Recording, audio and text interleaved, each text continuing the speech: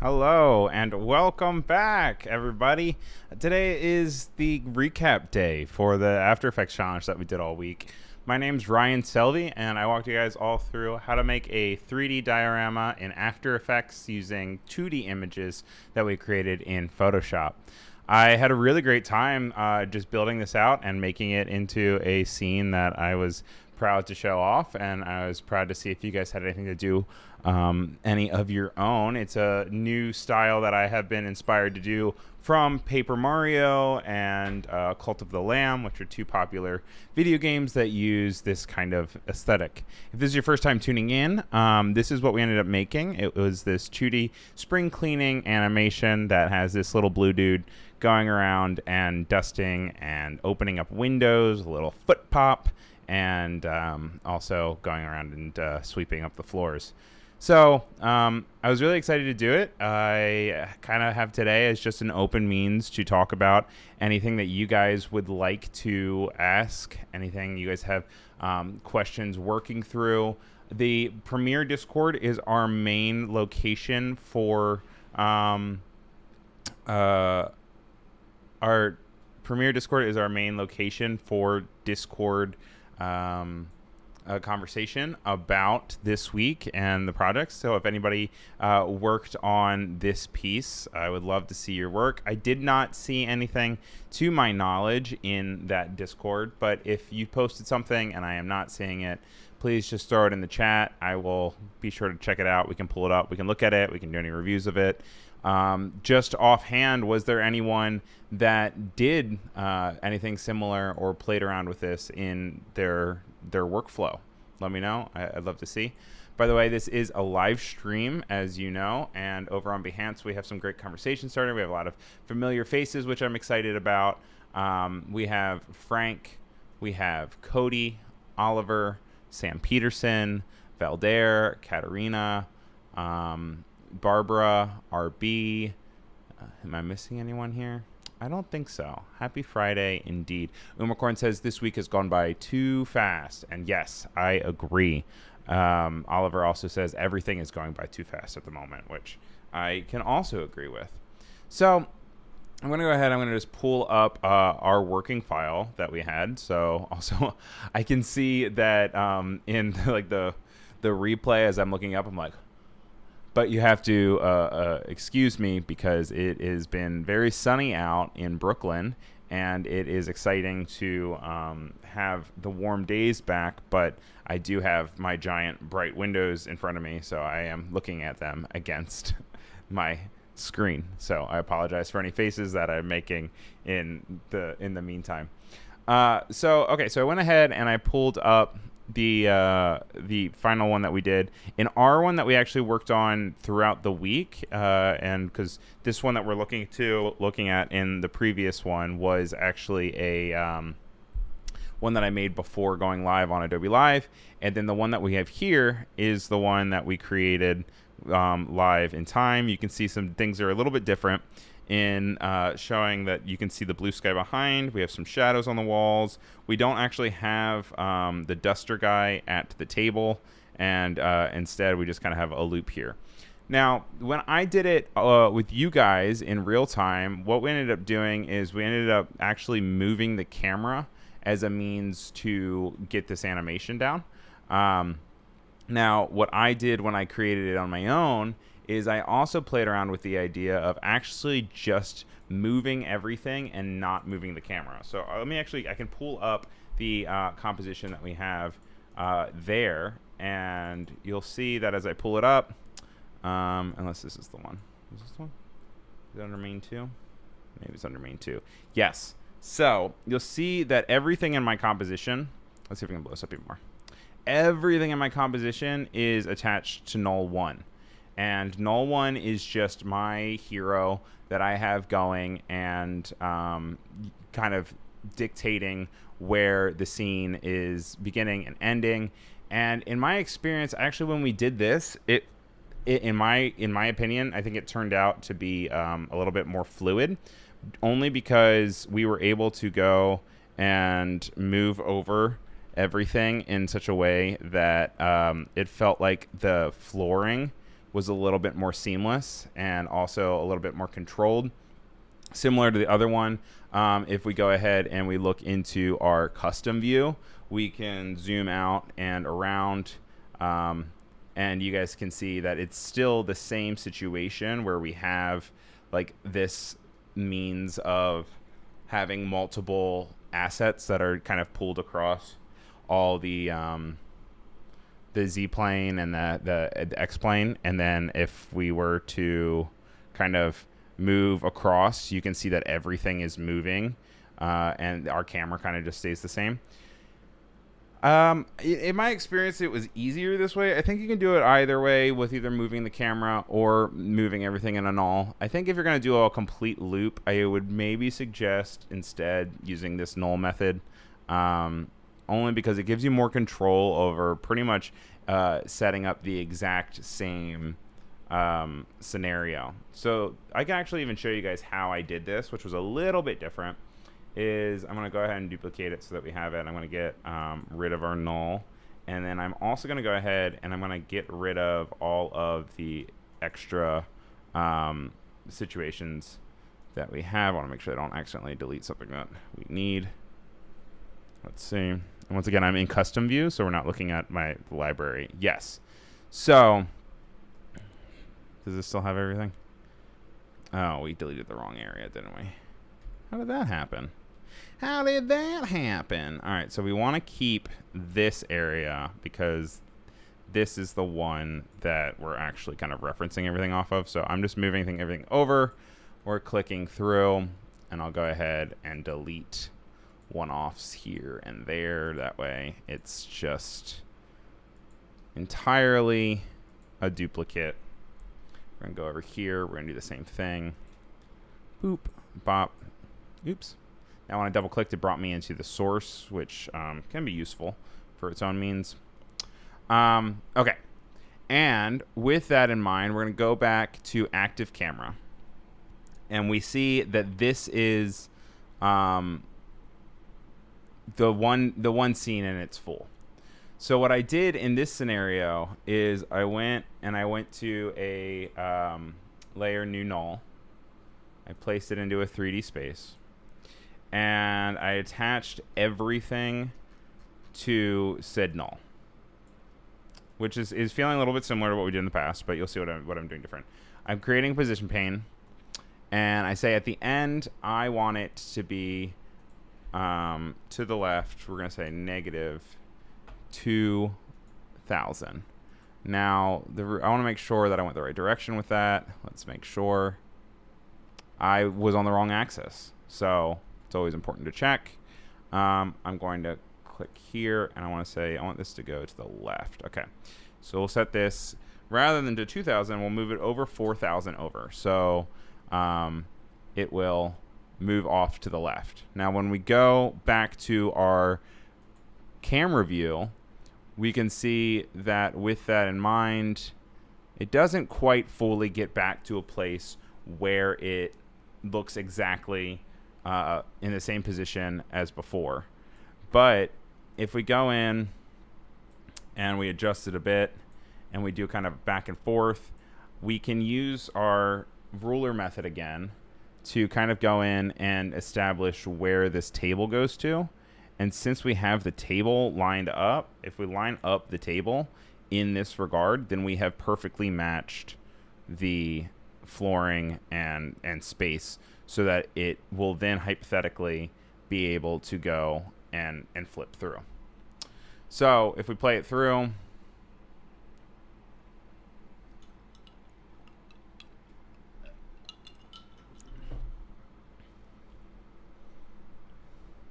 he disappears. Basically, you can see that everything remains the same, but we're missing everything that was originally there. The benefit that we can have is if we duplicate everything like this, Control D, without attaching it to the null, and we're at the beginning of the playhead, we're going to remove it from the null, and we move to the very end. Hypothetically, since we moved everything off to the exact position that is the original null, now with our playhead at the end, if we are to connect the pick whip to the null, that we used previously, since it will connect entirely, we can then be confident that it's going to continue to have the same dimensions and coordinates as our original piece. So let's see. Also, this guy is not in the right Z space, but he kind of just works out, but he floats. And it's kind of cute. So we'll see here. And we run into a few things like, you know, the window not being ready or what have you. But you can see now that since we did that, it seems like it's a little bit more of a fluid continuation. Now, I don't know if this is technically the proper way to do it. Like, I feel maybe someone who would be more versed in using the camera more actively might disagree with me. But I think that with this in mind, I think it just turns to be a better scenario. Now, since we're not actually having it be a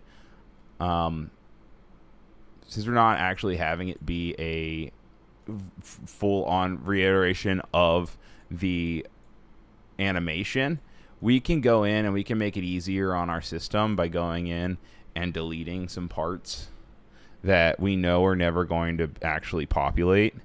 And this is the same sort of thing. Like, go in. Do we need to see maybe this full table? I don't think so, because like eventually it's not even going to be as part of the conversation. So we're going to go in back to active camera, make sure we don't have to see anything that goes beyond this second door. Okay. Question from YouTube. If I use After Effects 2018, will I be missing too many features that are included in the latest updates? I mean, I think that in general, it's best to stay up to date, because not only is it going to introduce more features, but they're also streamlining kind of how the system encoding works. It's going to only get more efficient. But I would definitely suggest updating to the Creative Cloud, because not only do you get constant updates with it, but you're also going to get a bunch of cool new features, kind of to the point of content aware fill, or some of these pick whip situations that I really like down here with the track mats, which are really helpful. I think that you can still achieve a lot with the 2018, obviously, because it was still good. I was actively using After Effects back then, and I was very happy with After Effects. But Valdair is saying that in 2021, the camera features in 3D's got a big update, especially on performance and the gizmos, and we can achieve the same result, but using 2023 will be easier. So yeah, I think that updating is only going to make your life easier, and it's only going to make it kind of simpler on you to do less of the heavy lifting. I think that that's kind of true across all Adobe platforms. Is the newer thing you use, the better they know the user, and the more that they can update. Not to say that older pieces aren't as good, or were not good. They are just, they're the predecessor to the place where we are now. So, hey Maria, welcome back. Or maybe it's Mara. I'm sorry if I pronounced it wrong. Great to see you here. I hope you're having a nice Friday end of the week, which is exciting. We were just kind of recreating parts of this to make it feel a little bit more cohesive. The one thing that I did notice with this one is actually we still need to duplicate this wall, because you can see that over in the wall here on this back wall, the black is over there. So we're going to go ahead and we're going to move this off to the side like this. It doesn't really matter kind of where you put it, only because the small portion that we're going to see of it is only pretty much to achieve that. But since we actually are looking, we can go back to our custom view. And like I said, when we saw the sweeper guy, it seems to be in a weird space. So let's check out and see where that's happening. And yeah, if we go to the side like this, we can either do it in our custom view or we can do side view. We can see that actually he is floating in space. So we don't want our dude to be floating, because then when he is moving across the way that we have, then we'll be able to see him actually kind of moving across the floorboards, which is something that we don't want. So instead, let's just go down here. We'll lower him. and then we can check it out to see how it looks like on our actual active camera. And suddenly he seems really tiny, only because now he's a little bit lower in the XY axis. So let's go ahead and we can push him back. We're still in the rotation section of him with his spot open. So we just want to go in and press P, and that'll actually change it so that we can actually click and drag onto. Ooh, never mind. See, he can flip.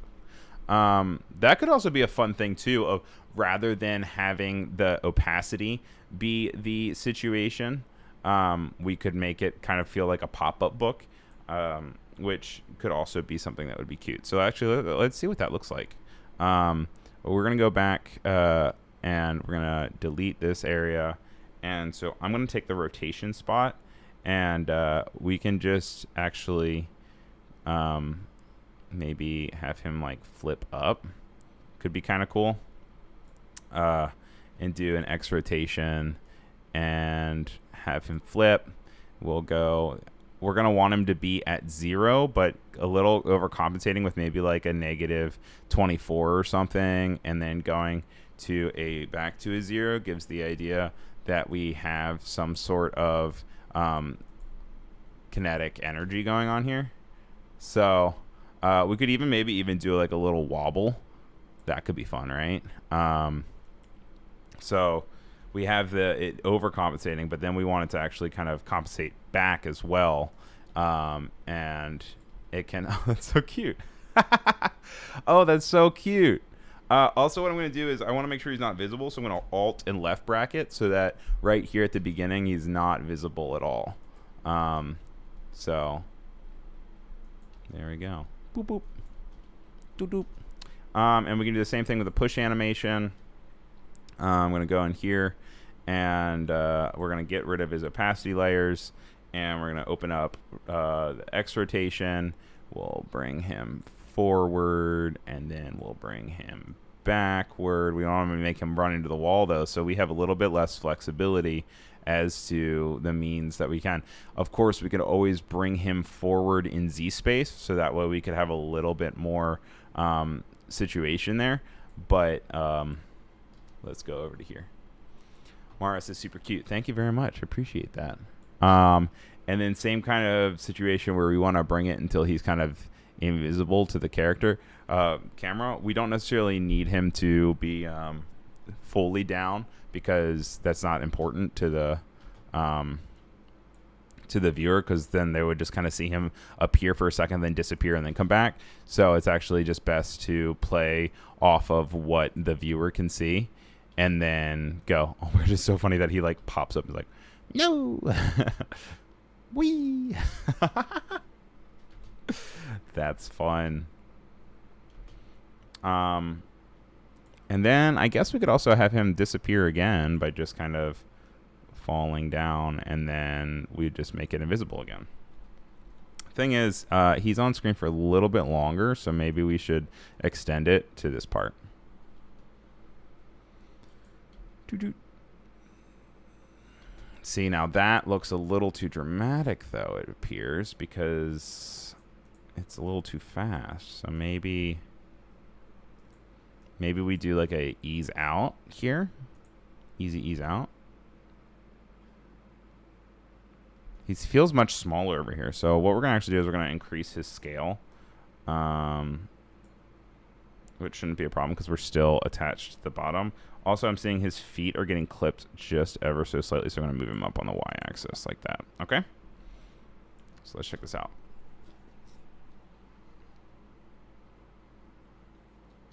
And then we also have to make him disappear, don't we? So we can even copy and paste it since we know that he's going to be at the same angle. So, ooh, no, we can't actually, because that's to 60, which apparently when we're closer on this vantage point, won't be the same. So we should speed that up. Cute. Now, I just want to make sure this is, yep, okay.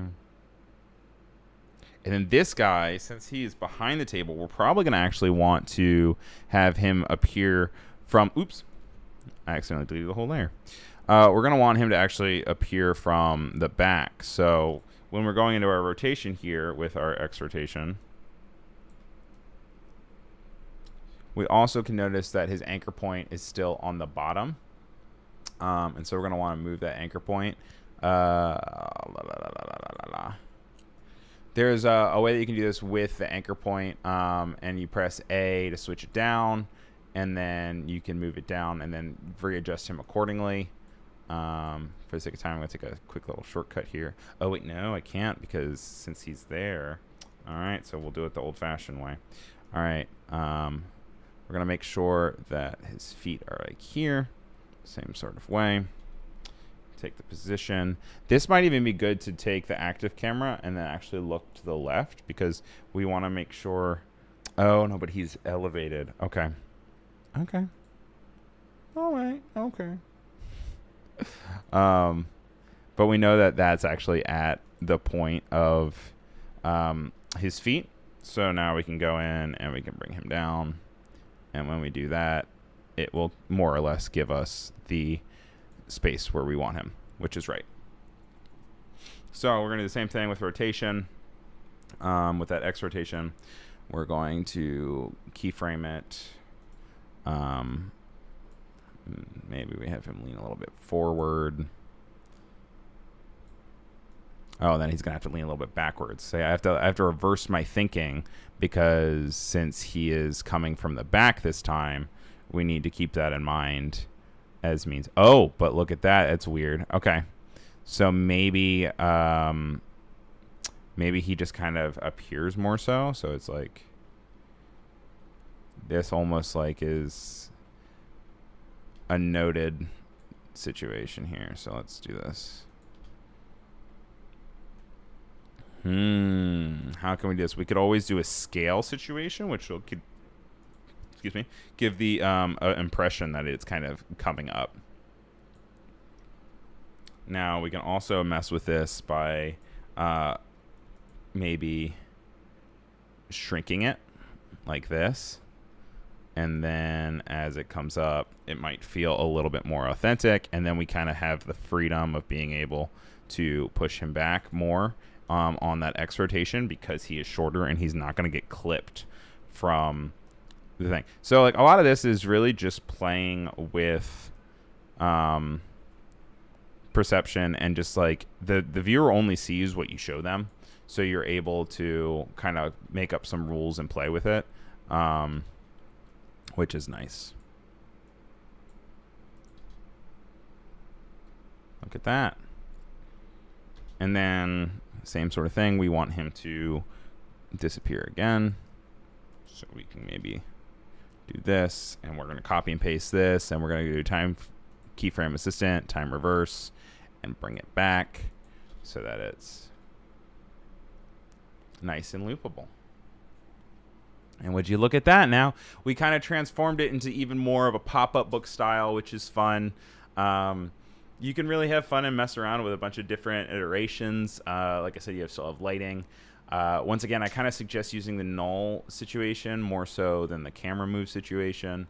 But I would love to see what you guys end up doing. And I really appreciate you guys having me here for the week-long update of the After Effects project. Once again, my name is Ryan Selvy, and I am a motion designer and a graphic designer. You can find me on Behance at behance.net/Ryan Selvy, which is RyanSelvy. And then I'm also on Instagram and Twitter as well, under the same name. So make sure you just check that out. We have some more Adobe Live coming on up, so make sure you stay tuned and hang around. But thank you to everyone in the chat that hung around. Thank you for the mods. Jack, Oliver, and Robert, thanks for your thanks. And Mara, thanks for your appreciation. Same with you, Omercorn. Make sure you guys check my own streams out on my own channel. I stream on my own channel on Tuesdays, Wednesdays, and Thursdays. My own channel being behance.net/Ryan Selvy. And I stream on my own channel around Tuesday, Wednesdays, and Thursday at 4 o'clock. And thanks for being here. And thanks for modding, Cody. I appreciate you. Stick around for the video masterclass up next. All right. Have a great weekend, guys. Bye.